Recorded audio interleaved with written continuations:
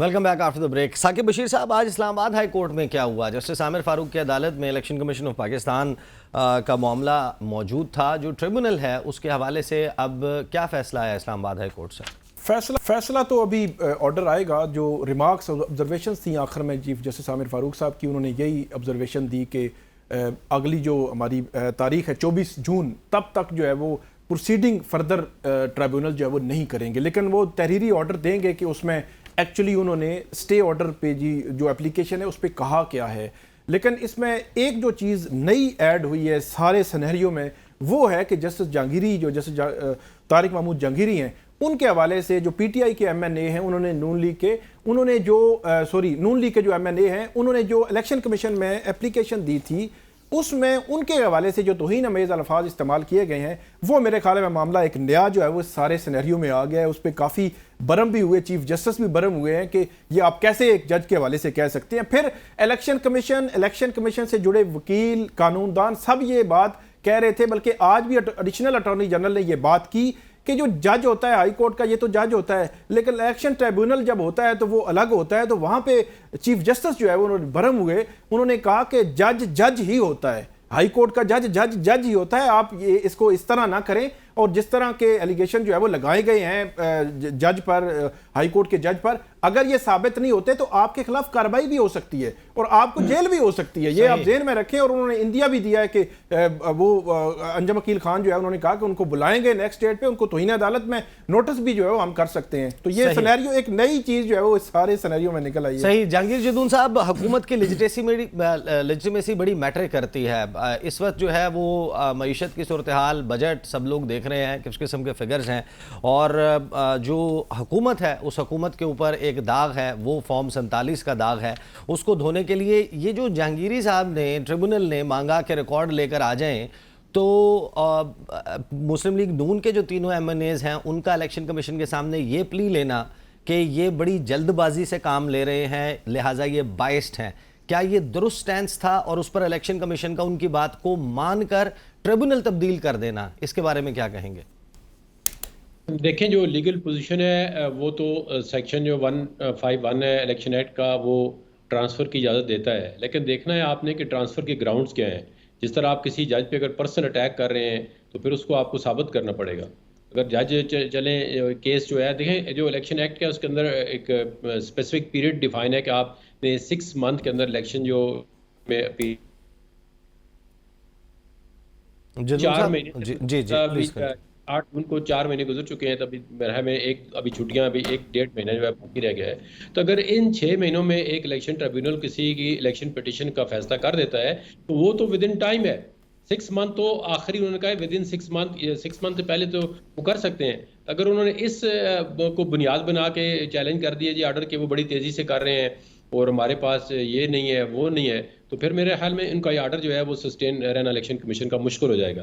तो वैसे ही देखें ना, जब आप जिस तरह भी हो, अगर आप समझते हैं कि हमारे खिलाफ जो है कोई डिसीजन आ रहा है तो वो इलेक्शन ट्रिब्यूनल के आर्डर को अगर उनके खिलाफ ही आता है तो फिर वो कॉन्स्टिट्यूशन पिटीशन में जो है वो चैलेंज कर सकते थे। इसी तरह अब अगर इलेक्शन कमीशन का आर्डर आ गया ट्रांसफर का, तो दूसरी पार्टी ने इसको कॉन्स्टिट्यूशन पिटीशन के तौर पर चैलेंज कर दिया है, फिर वो आईसी भी कर सकते हैं।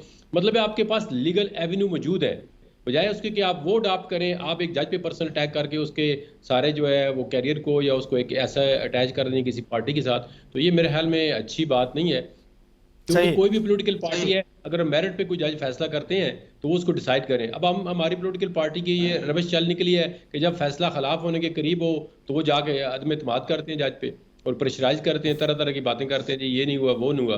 तो इस चीज़ को ख़त्म होना चाहिए। जो भी जज, हमें भी पता है, आप ये बैठे हुए साकिब साहब दूसरे सबको पता होता है जज जो है वो कौन से मेरिट पे फैसला करते हैं, कौन से थोड़ी बहुत डंडी लगा देते हैं। तो ये सारी चीज़ें जो है वो सामने होती है।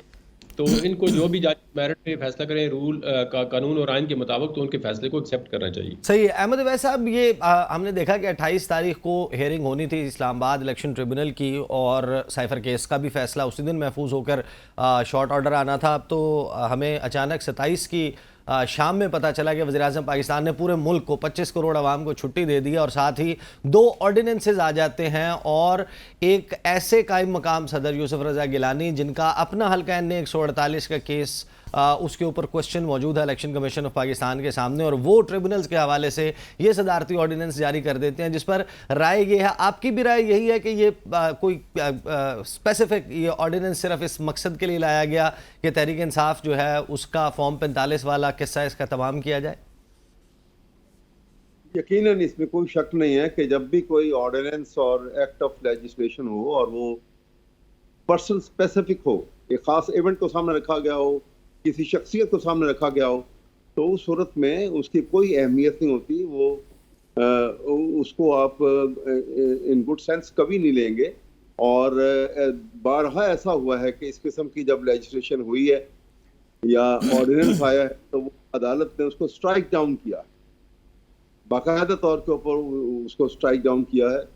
और यहाँ पे देखिए ना कि अब बड़ा डबल स्टैंडर्ड नजर आ रहा है यहाँ पे पाकिस्तान पीपल्स पार्टी का, कि पंजाब में जिस वक्त ये वो उन्होंने डेफमेशन के ऊपर जो निकाला है, एक घातक इज्जत का जो वो एक एक्ट निकाला है, और वहाँ पे स्पीकर ने साइन कर दिया कि जी गवर्नर साहब बाहर गए हुए थे जी, और उसको क्रिटिसाइज कर रही है पीपल पार्टी कि जी ये बड़ी ज्यादती हो गई है उनके साथ, और ये उसने साइन कर दी और ये हुआ। और यहाँ पर आप फेडरल गवर्नमेंट में आप देखते हैं तो वहाँ यूसुफ रज़ा गिलानी जो है वो जब खुद एक्टिंग प्रेसिडेंट की शक्ल में आते हैं और वो बाकायदा वो 14 डेज से रिमांड का टाइम जो है, पीरियड जो है, उसको 40 डेज पे उसमें जो किया गया, और वो पर्सन स्पेसिफिक है, उसको पर साइन करके उसको ऑर्डिनेंस प्रोमलगेट कर रहे हैं। तो ये सूरत हाल, इसका मतलब है कि इनको इंस्ट्रक्शन देने वाला जो है, there is some invisible hand जिसको ये ना नहीं कर सकते हैं। सही। और यही प्रॉब्लम है हमारी।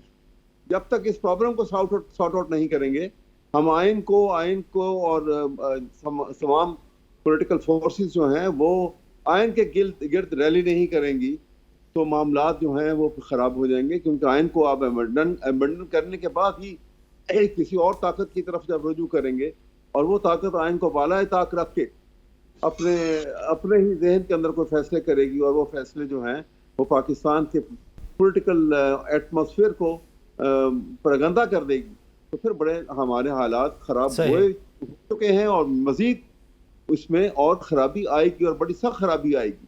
क्योंकि हमारी बचत सिर्फ आइन के साथ अपने आप को जोड़ने में, कायम रखने में, और उसकी सुपरमेसी को कायम रखने के अंदर है।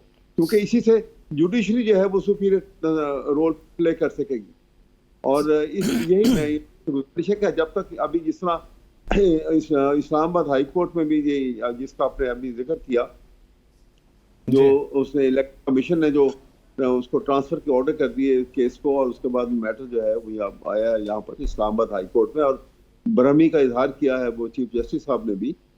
तो उसने देखा जज के it's like a personal attack on the integrity of a जज। सही, ये खतरनाक चीज है। ये सही है। अहमद वैस साहब, मैं आपके पास वापस आता हूँ। इमरान वसीम, आपकी क्या अंडरस्टैंडिंग है? क्या अदालतों को आप कवर करते हैं जाकर जज का जो है वो पहली पेशी के ऊपर इलेक्शन रिकॉर्ड या बेस्ट एविडेंस का मांग लेना कि आप हमें दे दें, या फॉर्म 45 जो आपके पास हैं वो दे दें, एफिडेविट दे दें, और एफिडेविट अगर गलत होगा तो यहाँ से जेल भिजवा दूंगा? क्या इसके ऊपर ये एतराज़ दुरुस्त है, ये कहना कि जनाब जज जो है वो बाइस्ड हो गए हैं, हमारे खिलाफ एक मुतासिब रवैया रखा हुआ है? इस अभी देखिए, मैं तो इस सारे मामले को इस एंगल से देख रहा हूँ कि ये 3 तरफा जो है वो जल्दबाजी में सारी चीज़ें हुई हैं।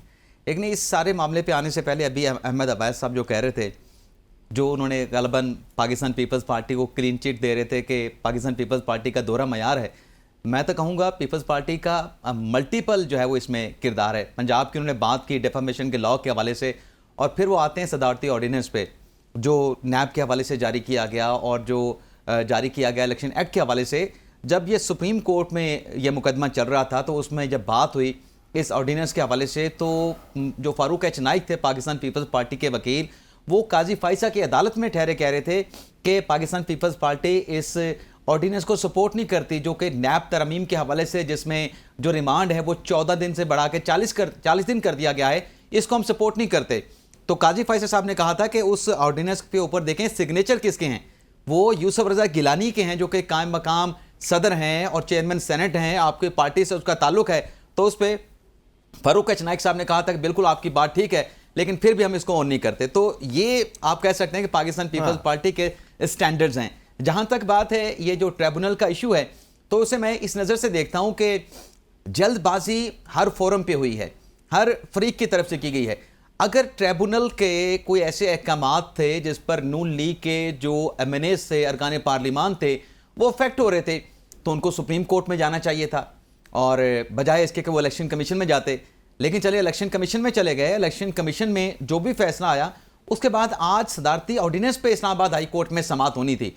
आज हमने देखा कि इस्लामाबाद हाई कोर्ट में सदारती ऑर्डिनेंस के ऊपर समाअत तो हुई, लेकिन वो जो गुज़िश्ता रोज़ का इलेक्शन कमीशन का फैसला था जिसमें ट्रिब्यूनल को चेंज किया गया और कहा गया कि ये जो केसेस हैं NA 46 के, 47 के, 48 के, ये जो है वो किसी नए ट्रिब्यूनल को जाएंगे, ये फैसला अभी चैलेंज होना था इस्लामाबाद हाई कोर्ट में PTI के उम्मीदवारों की तरफ से, अली बुखारी की तरफ से, शोएब शाहीन और आमिर मुगल की तरफ से। लेकिन ये अपील आने से पहले ही आमिर फारूक साहब की तरफ से कुछ ऐसे रिमार्क्स आए chief justice Islamabad high court की तरफ से कि ये तो फैसला सस्टेन नहीं रखा जा सकता। ये मैं पहली प्रोसीडिंग के पहले सेशन की बात कर रहा हूँ। सेकंड सेशन में जब वक्फा हुआ इस दौरान तो PTI ने अपील दायर कर दी थी, लेकिन पहले सेशन में जो ये रिमार्क्स आना था, आपके पास अपील आनी थी, मेरे ख्याल से चीफ साहब को भी इसमें जल्दबाजी नहीं करनी चाहिए थी। और इसमें एक और नुकता भी है, इस साहब मैं सिर्फ 1 मिनट आपका लूंगा कि इसमें अब नून लीग के Bashir has a different point of view, बिल्कुल वो आए अपने पॉइंट के साथ आए। अब अंजम अकील खान को तो नोटिस कर दिया गया सिर्फ तासुब का लफ्ज इस्तेमाल करने पे, नहीं नोटिस नहीं किया अभी, तौहीन अदालत का नहीं, लेकिन उनको बुला तो लिया गया है ना वजाहत के लिए, एक्सप्लेनेशन के लिए। लेकिन बात यह है कि उन्होंने जो इलेक्शन कमीशन में पिटीशन दायर की, जो इल्जाम जज साहब पे लगाए, मुअज़्ज़ज़ तारिक जहांगीरी साहब पे, उन बातों को तो फिर इलेक्शन कमीशन ने एडमिट किया है। क्या इलेक्शन कमीशन को भी नोटिस किया जाएगा? एक और मुख्तसर सा नुकता भी ब्रेक से वापस आके मैं आपका नुकता सुन लेता हूं। ब्रेक पे जाते हैं, ब्रेक से वापस तो सिलसिला यहीं से जारी रहेगा।